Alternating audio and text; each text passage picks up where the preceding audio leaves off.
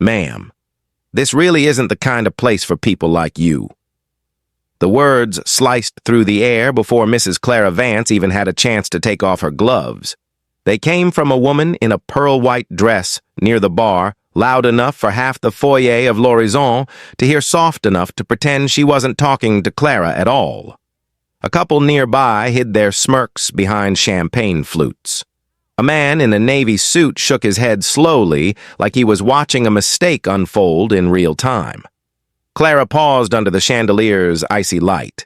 She stood barely 5'3", wrapped in a lavender Sunday hat and a coat that had belonged to her for decades. Her steps were slow, but steady. She looked like somebody's grandmother walking into a place that never expected a grandmother like her to exist. L'Horizon, the crown jewel of downtown Chicago's upscale dining scene, was all marble floors, white linen tables, and conversations whispered as if the air itself could shatter. It was a space designed for polished airs tech elites and the kind of people who never wondered if they belonged. And into this perfectly curated space walked a 76-year-old black woman from the South Side. The foyer quieted fast. Not silent, quiet, the way a room gets when it's judging you. Eyes followed her, scanning the coat, the hat, the sensible shoes, measuring her, deciding where to place her on their invisible chart. Clara didn't shrink. She'd lived long enough to know exactly who she was. But even she could feel it. The shift in air, the old familiar chill, the weight that always tries to remind black folks where the world thinks they belong. The maitre d' moved toward her with a smile so polished it felt like another glass decoration. He clutched his tablet to his chest, stopping just close enough so she couldn't claim he was ignoring her, but far enough to signal he didn't want her too close. "Good evening, ma'am," he said, hesitating on the last word. "Are you looking for someone?" "No," Clara replied softly. "I'm here for dinner." Julian blinked twice as if he needed to reboot. "Dinner? Oh, well, unfortunately, we are fully booked tonight." Clara looked over his shoulder at half a dozen empty tables. She didn't point at them, didn't need to. "I can wait," she said. A few heads turned at the warmth in her voice, the way her vowels rolled smooth, southern sweet but firm under the sugar. Julian's jaw tightened. "Well..." He glanced around, searching for support. Nobody stepped in, but several guests pretended to check their phones, pretending not to hear what was happening. It was the kind of quiet that felt like a wall. "If you really want to wait..." Julian sighed. "I suppose we can seat you..." Briefly. He turned and led her past the dining room with the posture of someone guiding a child away from danger. He didn't offer to take her coat, didn't ask her name, and he definitely didn't walk slow enough for her pace. He pointed to a small, shaky table near the kitchen doors, the kind of spot regular guests would have complained about as soon as they sat down. Pots clattered behind the swinging doors. Cold air rushed out every time a server pushed through. Clara lowered herself into the chair, with grace smoothing her skirt as if she were being seated at the finest table in the room. She set her gloves beside her plate, unbothered by the noise, or at least pretending not to be. A server hurried past her with 2 plates of seared scallops. Another poured wine for a couple celebrating something expensive. Laughter bubbled from a booth full of lawyers in silk ties. Life went on around Clara as if she wasn't even there, except she felt every stare, every microsecond of dismissal, every familiar warning tugging at her ribs, telling her she wasn't welcome. But she had lived through worse than stares. Clara folded her hands, closed her eyes for a moment, and breathed deep. She'd come here for her own reasons, reasons nobody in that room knew yet, and she wasn't leaving. Not tonight. Somewhere in the kitchen behind the swinging doors, someone yelled behind, and metal clashed against metal. Clara didn't know it yet, but on the other side of that door stood the one person who would change everything in this room, the one person none of them expected. But for now, she waited, calm, unshaken, a storm, gathering quietly in lavender and pearls. What Clara didn't know, and what the whole restaurant was about to learn, is that the moment those kitchen doors swing open, everything changes. Because the man walking out isn't just any chef. He's the one person whose truth will flip this entire story upside down. The kitchen doors swung open just long enough for a blast of cold air to hit Clara's back. A young server carrying a tray of sparkling water glanced at her, hesitated, then walked right past without stopping. Not even a nod. Not even a, "I'll be right with you." It was the kind of small dismissal that people pretended wasn't disrespectful unless you'd lived with it your whole life. Clara rested her hands on the table, keeping them still. She wasn't new to this game. She knew exactly what was happening. A couple at the next table leaned toward each other, whispering. The woman angled her body away from Clara, placing her purse on the opposite side of her chair like she was shielding it. The man kept glancing at Clara's coat, then at the rest of her outfit, like he was adding up numbers that didn't look right to him. "Do you think she wandered in by mistake?" the woman whispered, not as quietly as she thought. "Probably," the man replied. "Some people don't check the prices before they walk into places like this." Clara heard every word. The room wasn't loud enough to hide insults. It never was. She adjusted her lavender hat not nervously, but with intention, like setting a crown straight. Still no one approached her table. 10 minutes passed, then 12, then 15. Servers glided around her like she was a piece of furniture someone forgot to move. One poured Bordeaux for a pair of corporate guys wearing matching tailored suits. Another delivered 3 courses to a couple celebrating an anniversary. Every time someone passed, Clara lifted her eyes just enough for them to see she was alert, polite, waiting. And every time they pretended she wasn't sitting right there. Finally, Bryce, the waiter assigned to her section, appeared. Tall, mid-20s hair, slicked back too sharply, apron too clean. He approached with an expression halfway between annoyance and disbelief, like someone told him to take out the trash while he was trying to take a break. He didn't smile, didn't greet her, didn't introduce himself. He just stood there tapping his pen against his notepad like he had somewhere better to be. So he said, "You realize this is a tasting menu restaurant, right?" Clara lifted her chin subtly. "Yes, I'm aware." Bryce tilted his head like he wasn't convinced. "The menu starts at $200 per person." He said it, slowly emphasizing each word like he was breaking down fractions for a student he assumed couldn't count. Clara didn't flinch. "I'll have the chef's special." Bryce blinked, caught off guard, then recovered with a smirk. "That's reservation only, and we don't do substitutions." "I'm not asking for a substitution," she replied. "Just the chef's special." His smirk fell flat. Her calm was throwing him off. "Well, we also don't serve sweet tea," he added, sarcasm slipping into his tone. "In case you were planning to ask." Clara folded her napkin neatly across her lap. "I'll still take a glass if you can manage it." A couple at the nearby table snickered, not loudly, just enough. Bryce leaned closer, lowering his voice, but not his attitude. "Look, maybe this place isn't really for you.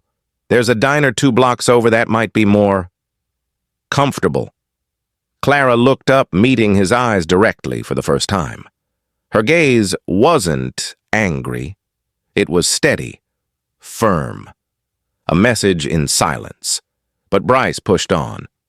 "Honestly, I need this table for guests who actually fit the ambiance." He reached for the extra napkins on her table, as if he were preparing to reset it for someone else, someone better, someone he thought deserved to be there. Clara kept her voice soft. "Are you asking me to leave?" "I'm saying," Bryce replied, straightening up, "that this table needs to be turned over, quickly." A wave of discomfort rippled through nearby guests. Nobody intervened. Nobody spoke up. A few watched, pretending to be fascinated by the scandal, but not enough to stop it. Others stared at their phones, avoiding eye contact, wanting to disappear into the linen-white safety of the room. Clara's jaw tightened, not with fear, but with something old, something earned, something passed through generations of people who'd learned how to stand tall without raising their voice. She didn't move. She didn't reach for her coat. She didn't apologize. She simply breathed slow, and measured grounding herself the way black elders have always done in the face of disrespect. And just as Bryce opened his mouth to push her again, the kitchen doors slammed open behind her. A voice boomed out sharp and unmistakably irritated. Who sat someone by the kitchen, Clara didn't turn around, but the room did. And for the first time since she entered l'horizon, the attention shifted away from her, toward the man about to change everything. But just as Bryce leaned in to push Clara out for good, the kitchen doors slammed open hard, and the voice that came through wasn't angry, it was commanding, the kind of voice that changes a room. Nobody knew it yet, but this was the moment everything started to turn. The kitchen doors swung shut behind the voice, and just like that, the entire dining room turned. Conversations paused mid-sentence. Forks hung in midair. Even the soft music humming through the speakers seemed to take a breath. Bryce straightened, smoothing the front of his apron. He looked almost relieved, as if whoever stepped out of that kitchen would finally help him fix the situation. Clara didn't turn around. She didn't need to. She could feel the tension behind her thick heavy, the kind that told her someone important was about to walk through. A pair of slow, controlled footsteps approached, the kind of walk that belonged to a man who didn't rush for anyone. The dining room parted slightly as staff stepped aside, giving him a clear path. Then he spoke again, closer this time. Why is this guest sitting next to the kitchen doors? The question wasn't loud, but it hit the room with enough weight to make people sit up straighter. There was steel in his voice, clean, precise, dangerous if you stepped the wrong way. Clara lifted her eyes just a little. She still didn't turn around. Bryce cleared his throat. Chef Marcus, I put her here because the main floor is pretty full tonight. You know how it gets on weekends. Marcus Vance didn't respond right away. He stepped around Clara's table and finally came into her line of sight. He was tall, broad-shouldered, wearing a pristine chef's coat with the embroidered gold lettering M. Vance, Executive Chef. His face was sharp-focused, the kind of face that didn't tolerate shortcuts in the kitchen or anywhere else. Sweat glimmered at his temples, proof that he'd been working hard, but his eyes were laser-steady. And those eyes flicked from Clara to Bryce, with a look that could have cut through cast iron. Clara sat up a little straighter. She knew that look. She had seen it on that same face decades earlier on a boy who refused to let anyone tell him what he couldn't do. But she didn't say a word. Marcus placed a hand on the back of the empty chair across from Clara. Not sitting, just grounding himself, watching, assessing. The same way he'd inspect a dish before it left the kitchen. Full, he asked quietly. That what you said? Bryce shifted his weight. Well, the reservations? Marcus glanced over his shoulder at the half-empty dining room. Several guests looked down at their plates immediately, pretending they weren't a part of the lie. Marcus said, just that one sound, but somehow it still made Bryce swallow hard. Clara's hands rested gently on her lap, calm, steady. Everything around her felt tense, but her presence stayed soft, like she was holding the room together without even moving. Bryce tried again. Chef, she didn't seem like, well, she didn't tell us. Marcus cut in. Didn't seem like what the question dropped like a stone into a quiet lake. No ripples, just impact. Bryce froze. A couple of diners exchanged looks. Someone coughed. Someone else pretended to adjust their silverware. Clara inhaled slowly, a long, deep breath. She could feel her pulse pressing against her skin, but she kept her posture loose, her shoulders relaxed. It was the same kind of quiet dignity she had leaned on her entire life, on buses, in waiting rooms, at workplaces, at stores where clerks pretended not to see her.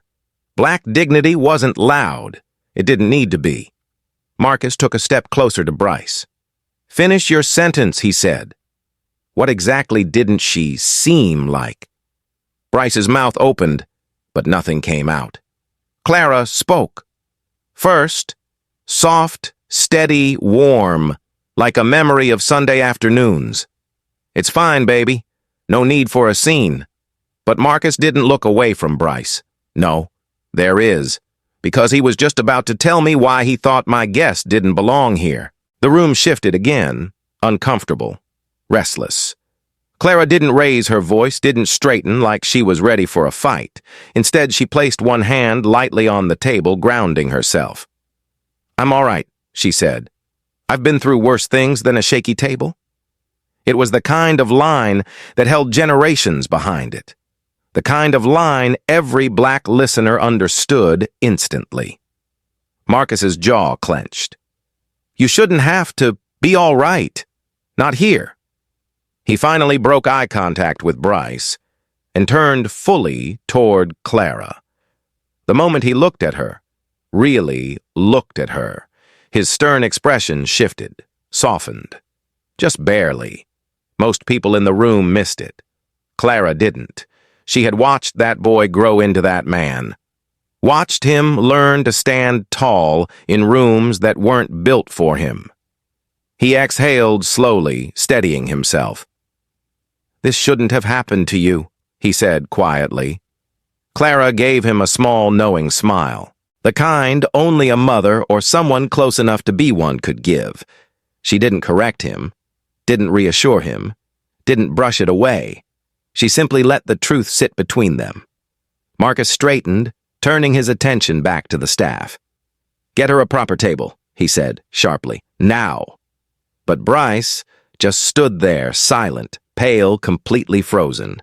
And for the first time that night, Clara felt the beginning of a shift. Not victory, not justice, not yet, but a shift, a promise. Something was coming, something the whole room was about to learn. Bryce didn't move, not an inch. His face had gone from smug confidence to full panic, the kind of panic that comes from realizing the situation was never what he thought it was. He opened his mouth, but nothing came out. It was like every excuse he had rehearsed suddenly evaporated under the weight of Marcus Vance's stare. But Marcus didn't wait. He stepped beside Clara's table, glanced at the wobbly legs, then looked around the room.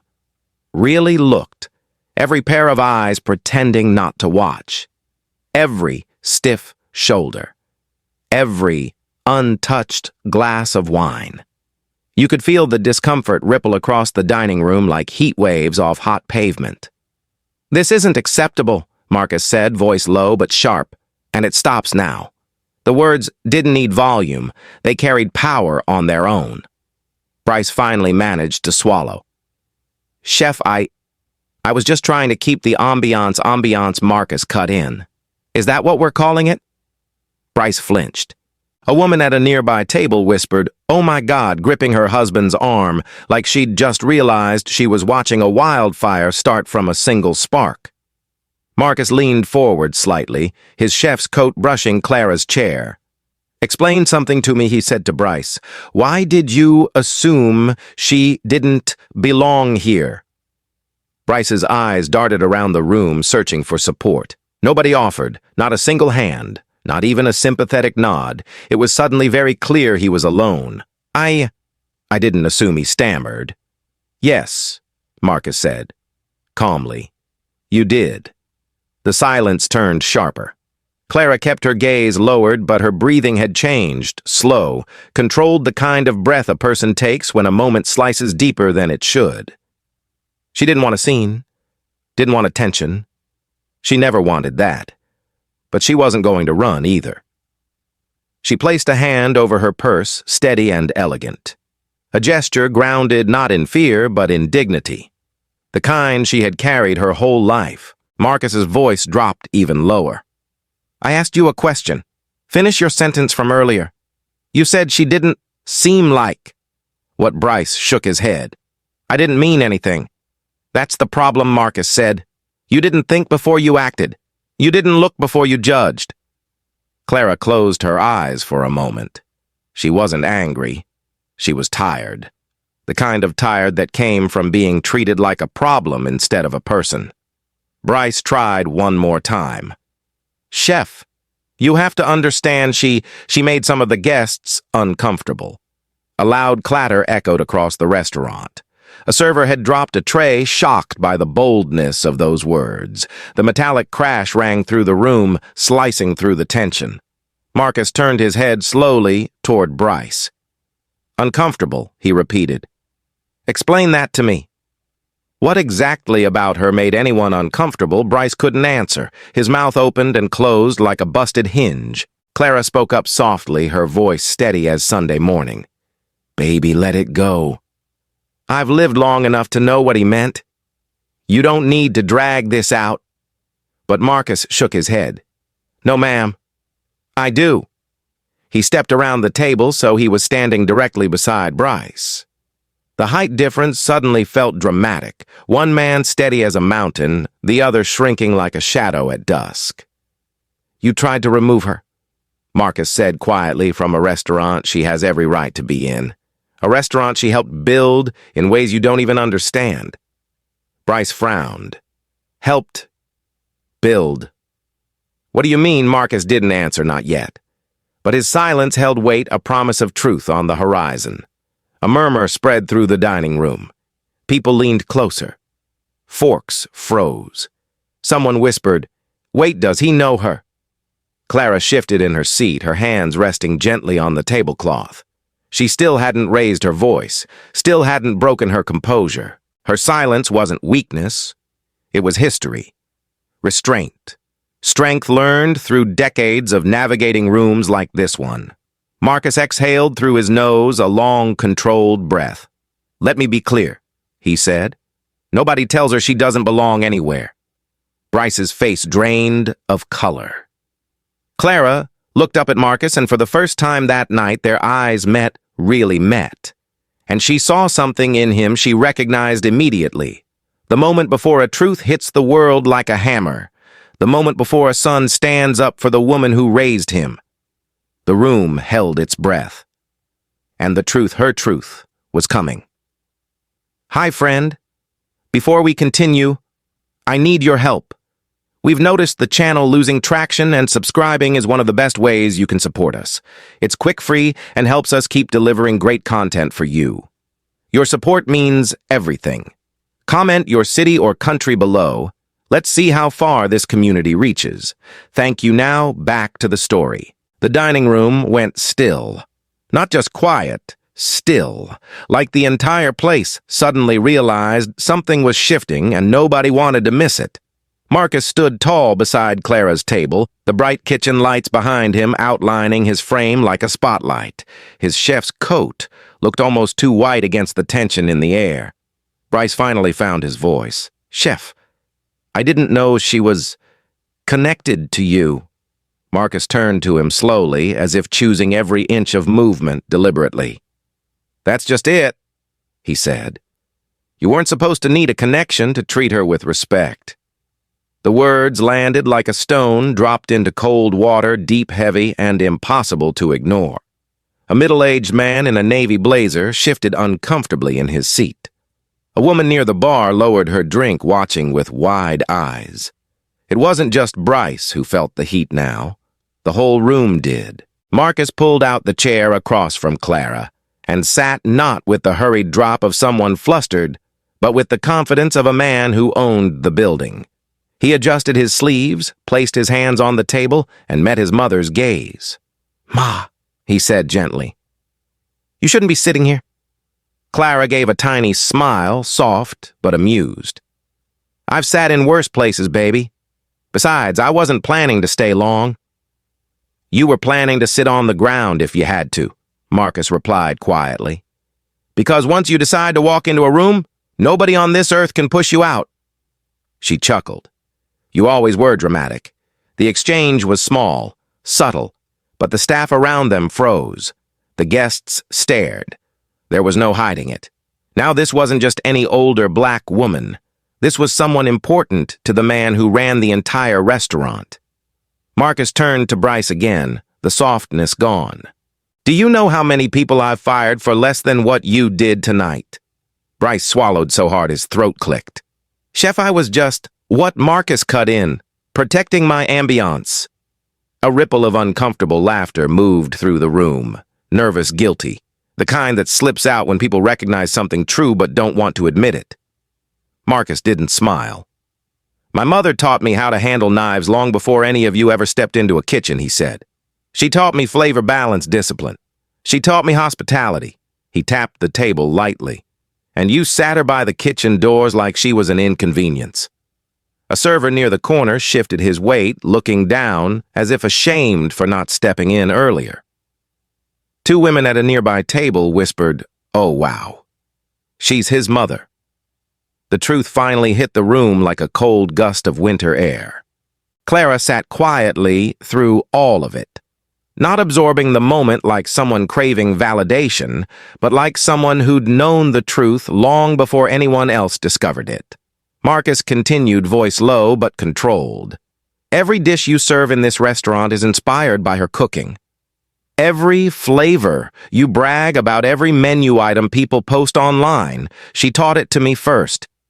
Bryce's lips parted, disbelief mixing with fear. I didn't know." "You didn't bother to know," Marcus replied. "You didn't ask her name. You didn't welcome her. You didn't offer her water. You didn't offer help. You looked at her and made a decision." He let the words linger. "That's the entire issue." Bryce's face flushed red. He stepped back, bumping into a table behind him. A woman at that table pulled her plate closer as if distance could keep her out of the spotlight. Clara's hands remained folded neatly. She didn't rise to defend herself, didn't rise to attack. Her silence was a kind of power, steady, heavy, untouchable. Marcus leaned back slightly, inhaling deeply.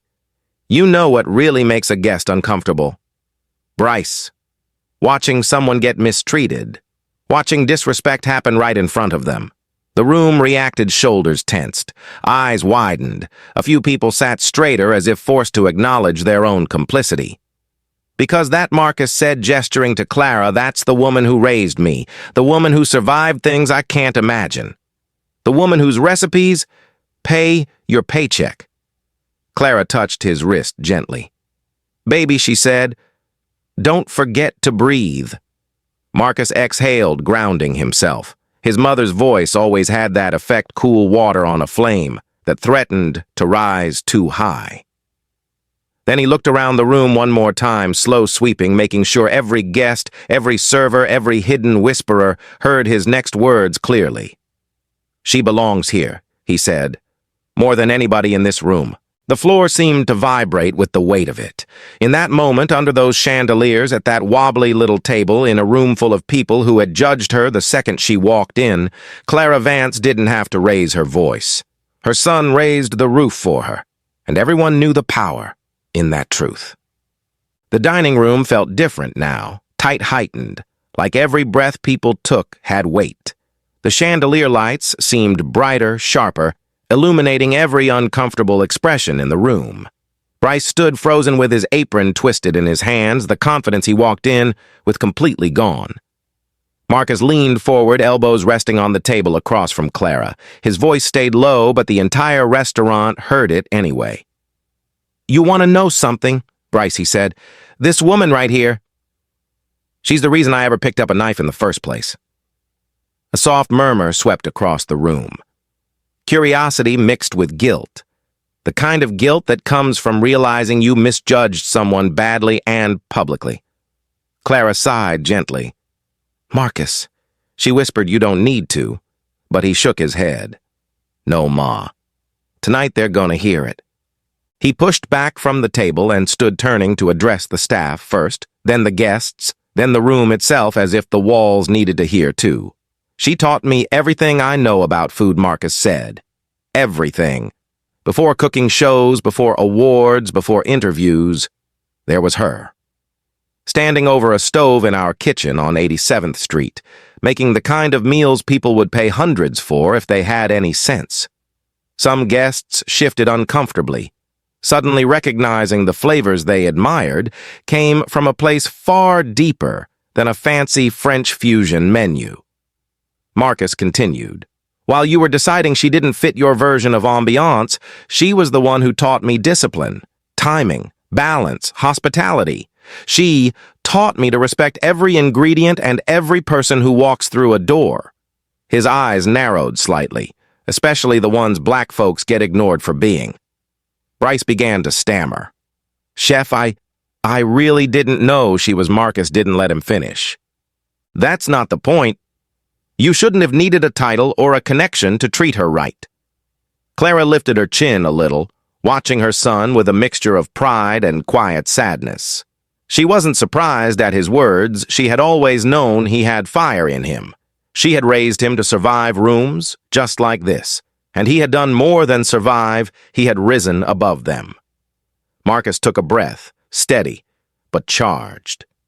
You see these chandeliers, this marble floor, these handcrafted tables, all of this, he said.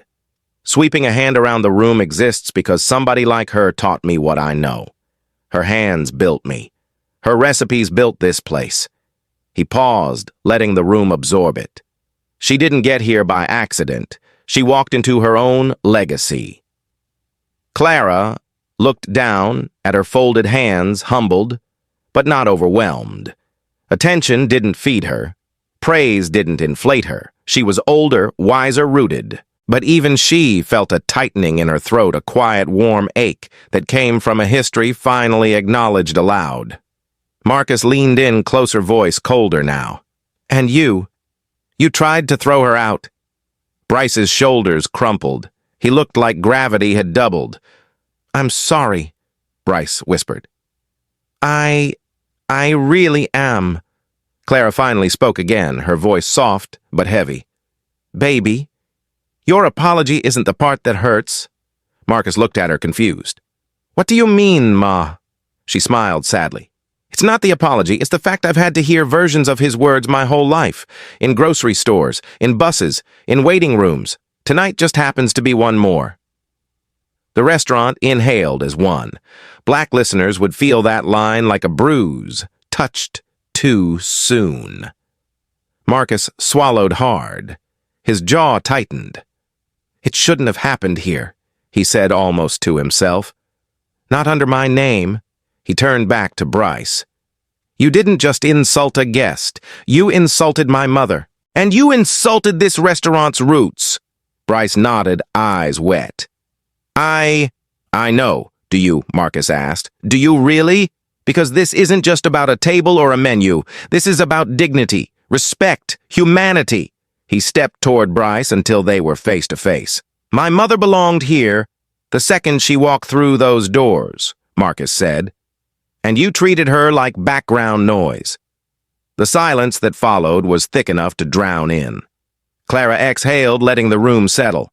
Then she spoke again, her voice, gentle, even light. Marcus, she said, baby, come sit down. You're shaking the whole place. Marcus blinked, then nodded slowly.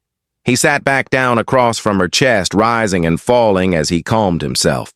Clara reached across the table and patted his hand once. You're your father's son, she said. Got that temper hiding under all that talent? The room chuckled nervously, relieved by her softness, anchored by her grace. But Marcus wasn't done. He faced the guests this time, his voice level. If any of you felt uncomfortable watching what happened earlier, I want you to think about how uncomfortable it felt to live it. A woman put a hand to her chest. A man looked away. Someone whispered, He's right. Marcus nodded. Good, because this isn't just a restaurant. It's a place built on my mother's legacy. And if you're going to eat here, you need to understand what that legacy stands for. He turned back to Clara. She is the space, he said softly. And every single person in L'Horizon heard the truth in it. The room was still trembling from Marcus's words when Clara finally shifted in her chair. She didn't stand. She didn't raise her voice. She simply lifted her head with the kind of calm that comes from surviving storms people in that dining room couldn't imagine. Marcus, she murmured, let the boy breathe. Her son exhaled a long, tight release that softened the intensity in his shoulders. He wasn't embarrassed by the emotion he'd shown. He wasn't sorry for it either. But his mother's voice had always been his anchor, pulling him back from the edge when his fire burned too bright. Bryce looked like he'd shrunk 2 inches, palms pressed together, eyes red with shame. Mrs. Vance, I'm really sorry, he whispered. I didn't mean to hurt you like that. Clara studied him. Not with anger, not with vengeance, but with the eyes of an elder who had seen too much to be surprised and too much to give her heart away easily. "Son," she said gently, "hurt don't come from what you meant. It comes from what you did." Bryce nodded, swallowing hard. "Yes, ma'am." The other diners leaned in, drawn to her voice, soft wise, the kind of tone that pulled people back to memories of their own mothers or grandmothers. A few guests looked ashamed. Some looked reflective. Others simply looked changed. Clara picked up the napkin in her lap and smoothed the edge between her fingers. Then she lifted her gaze, steady and tender. "I could ask your boss to fire you," she said, "and he'd do it in a heartbeat." Bryce's throat clicked. Everyone in the room knew it was true. "But that's not what teaching looks like," Clara continued. "And it sure ain't what legacy looks like." Marcus lowered his eyes. He already knew where this was going. And he let his mother lead. Clara turned to him. "Baby, he can stay." The restaurant collectively gasped, not loud, but enough to ripple through the tables. Bryce's head snapped up. I can—" "Don't get too excited," Clara said, lips curving into a patient smile. "You're gonna be learning something before the night's over." What do you want me to do?" Bryce asked, voice shaking. Clara leaned back slightly, her lavender hat catching the light. "Sweet tea," she said. "Proper sweet tea. Not whatever y'all call tea in this place." A few people laughed, relieved, warm, genuine. The tension in the room eased for the first time since Clara walked in. Marcus smirked. "You heard the woman? Go to the kitchen, grab the pitcher, and don't come back with anything that tastes like tap water and regret." Several guests burst into quiet, awkward laughter.